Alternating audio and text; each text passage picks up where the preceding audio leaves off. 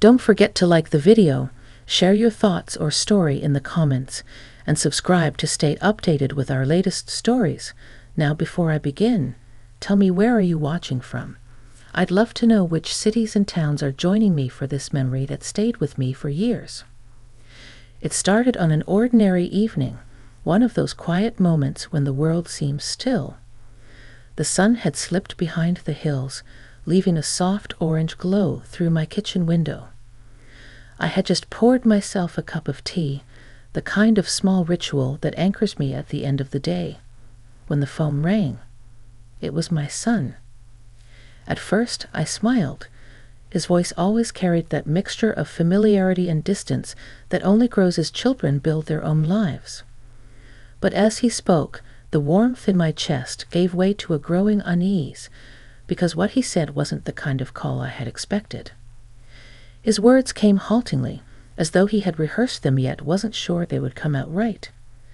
He asked me if I remembered certain things from years ago, moments I thought had long been buried under the layers of daily living.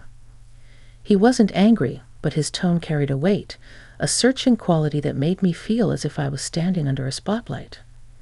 I listened, pressing the phone tighter to my ear, the steam from my tea forgotten as the questions grew. I thought of him as a boy, running down the hallway with scraped knees and a laugh that filled the whole house. Back then, I had all the answers. I was the one with the steady hand and calm voice when he fell or when the world confused him. Now he was asking questions that pulled at the edges of my memory, and I realized I didn't have all the answers anymore. It was as if the roles had shifted slightly, and I wasn't sure how I felt about that. I could hear cars in the distance outside, the faint hum of life going on, but inside me there was a stillness. His voice carried so many layers: concern, curiosity, even a touch of hesitation. He asked me about choices I had made, things I had said when he was younger. I hadn't thought about them in years, but to him, they seemed as vivid as if they had happened yesterday. My heart tightened, not with regret exactly, but with the sudden awareness of how every word and action can echo further than we ever imagine. As I answered, carefully, thoughtfully, I realized this wasn't just a phone call. It was a bridge, fragile but real, between the past and the present, between the mother I had been and the woman I had become. I wanted to explain, to give him clarity, but I also wanted to listen. To really listen. Because sometimes what our children need isn't the perfect explanation, but simply the space to speak and be heard. When the call ended, the tea beside me had gone cold. I sat in silence, staring at the dim kitchen light reflecting off the spoon. My mind replayed his words again and again. Questions lingered, not just his, but mine too. Questions about who we are to each other, how time reshapes bonds, and what truths lie in the spaces between conversations. That night, sleep came slowly, tugged down by the weight of memories I thought I had put to rest. And yet, beneath the unease, there was something else, an opening. As though this unexpected call had invited me to look closer, not only at him, but at myself. It wasn't comfortable, but maybe growth never is. All I knew was that this was just the beginning of something that would unfold in ways I couldn't yet see. The next morning, I woke earlier than usual, the kind of restless dawn where sleep slips away before the sun has fully risen. I found myself wandering into the living room, clutching a blanket around my shoulders, staring at the familiar furniture that had been with me for years. Everything looked the same, the clock ticking softly, the family photos lined neatly on the shelf. But inside, I felt unsettled. My son's call had stirred something I hadn't expected. His questions still echoed in my mind, each one pulling me back to times I thought were neatly folded away in memory. I made coffee, the smell filling the room like a gentle reminder of routine, yet it did little to quiet my thoughts. I wondered why he had chosen that moment to ask, why after all this time he had brought up things from the past. Was it something he had been carrying silently, waiting for the right moment? Or had something in his own life pushed him to seek answers from me now? The possibilities kept circling in my mind, and with them came an ache, a mix of worry and the desire to understand him better. By mid-morning, I couldn't sit still any longer. I called him back, half afraid he wouldn't answer, half afraid he would. When his voice came through, warm but cautious, I felt my chest tighten. We exchanged the usual words first, how he slept, how work was. But beneath them, we both knew there was more. Finally, I asked him gently, "What made you ask me those things yesterday?" There was a pause, long enough that I thought maybe he wouldn't answer. Then, slowly, he told me.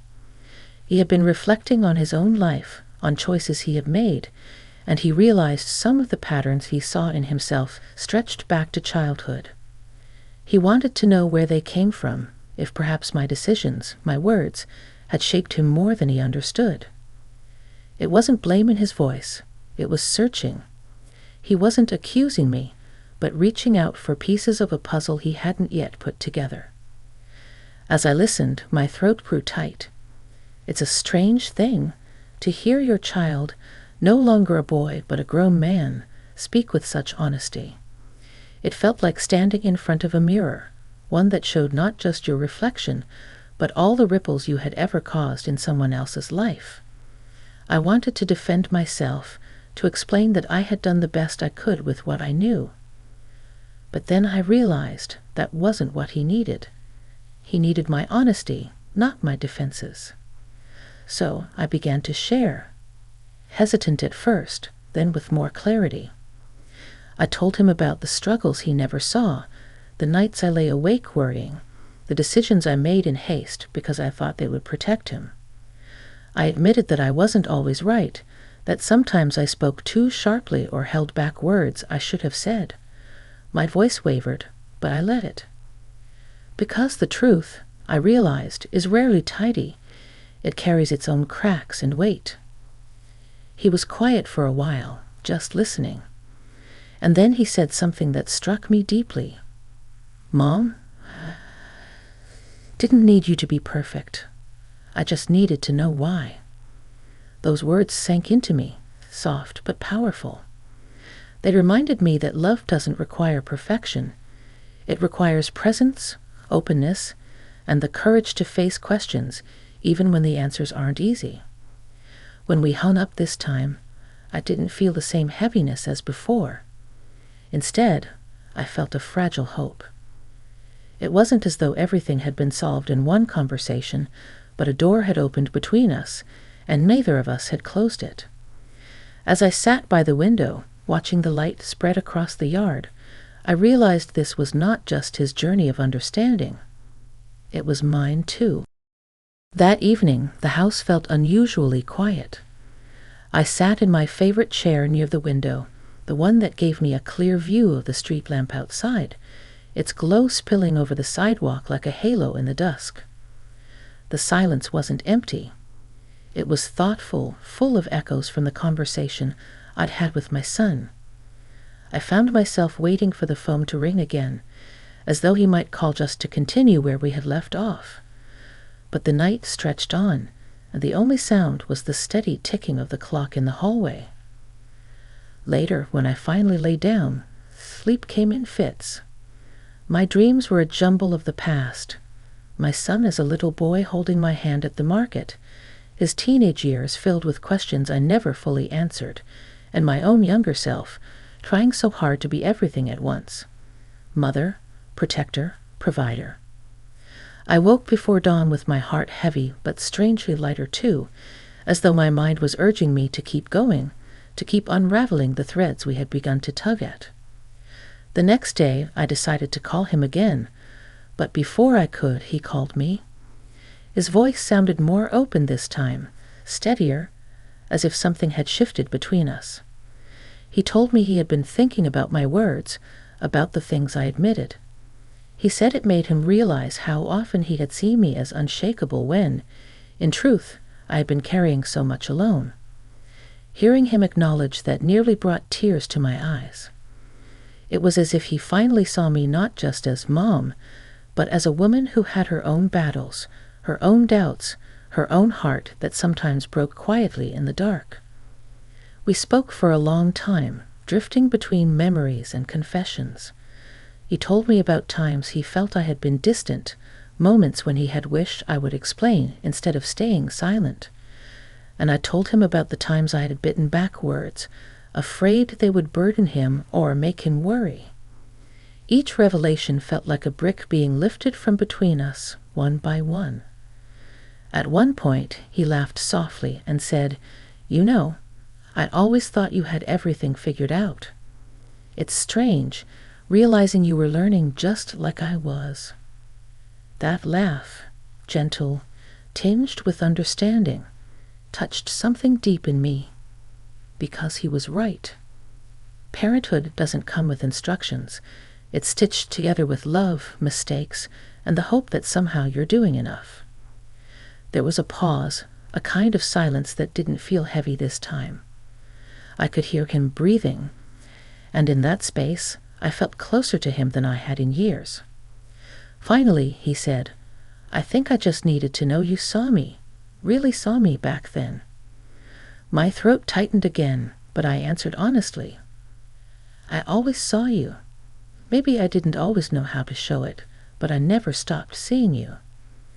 The conversation ended with a promise that we would keep talking, not just about the past, but about everything. For the first time in a long time, I felt that we weren't standing on opposite sides of a closed door. Instead, we were sitting together, the door wide open, the air between us clear. When I hung up, I walked outside into the cool evening air. The street lamp hummed, the night breeze carried the faint scent of flowers from my neighbor's garden, and I thought about how life gives us these unexpected chances. Moments that arrive like quiet gifts, asking us to pay attention. My son's questions had unsettled me at first, but now I saw them for what they were, an invitation to grow alongside him, even now, even after all these years. The following week, I found myself waiting for his call again, but this time the feeling was different.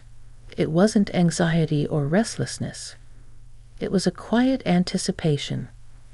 When the phone finally rang on a Sunday afternoon, I answered with a calm smile, as if I already knew he would be there on the other end. His voice was warm, lighter than before, and I could tell the weight that once lingered between us had started to lift. He told me about his week, work challenges, small victories, and the kind of everyday details that once might have slipped by without mention. But now, even the ordinary things felt meaningful because they were shared. I listened closely, not just to his words, but to the ease in his tone. It felt like we had stepped onto new ground together, a place where we didn't have to carry the burden of unspoken questions anymore. At one point, he surprised me. He said, "You know, Mom, I used to think calling you was just checking in, making sure you were all right. But lately, I feel like these talks are helping me understand myself better too." His honesty took me off guard, and I had to pause before answering. I told him that his words meant more than he knew, that after all the years of guiding him, maybe now he was guiding me too. We spoke about forgiveness, though not in the heavy way I once imagined. Not the kind that comes with blame or regret, but the gentle kind, the kind that acknowledges mistakes as part of being human. He said he understood now that I had done the best I could, even when my choices weren't perfect. And I told him that I saw the man he had become, and I was proud, deeply proud, not just of his successes, but of the heart he carried. When the call ended, I didn't feel the need to replay his words over and over. Instead, there was a steady calm inside me, as if the questions that once haunted me had softened into something else. Understanding. I sat by the window again, the afternoon light spilling across the floor, and I thought about the strange, beautiful way life works.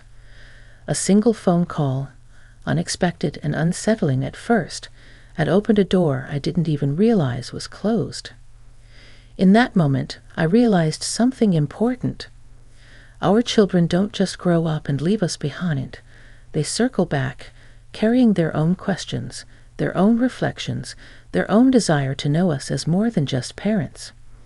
And if we're willing to meet them there with honesty and openness, those questions can become bridges, strong ones, ones that carry us into a deeper kind of love. As the sun dipped lower, I whispered a quiet thank you to him, to the moment, to the gift of being seen not just as a mother, but as a person. The call from my son had left me with questions, yes, but those questions led us here, to a place where answers weren't as important as the connection itself, and that, I thought, was more than enough.